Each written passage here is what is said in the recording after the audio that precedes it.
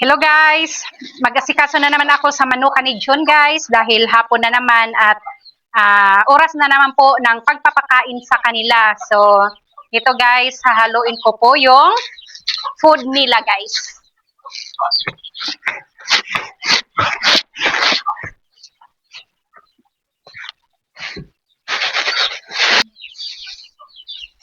Ito naman guys, ito na naman po yung mga food sa mga sisiw.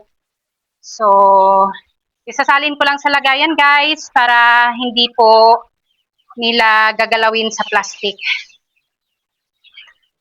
At mag-uumpisa na akong magpakain. So, ito guys, magpapakain ako sa mga sisiw. Okay. Ito. Pasok! Pasok!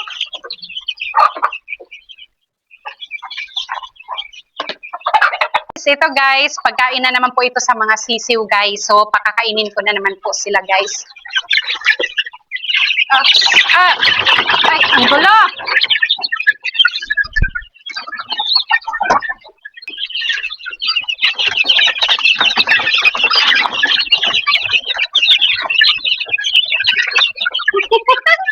Ang kulit! First, ang egg. Okay guys, papasok na naman ako dito sa Rhode Island, sa manok ni June dahil pakakainin ko po.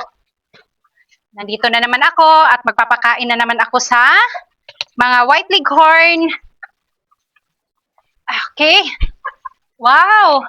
May nakita na naman akong mga eggs guys na nagkakalat dito. Ayun. So, pakakainin ko po sila. Dito. Here. Okay.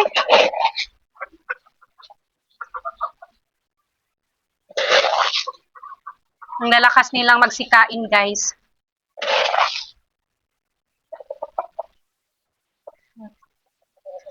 Ito, guys.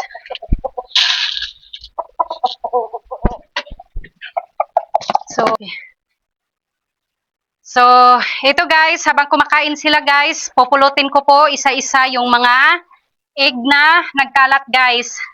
So, ito guys, may egg akong nakita. At meron din po akong nakita dun sa dulo.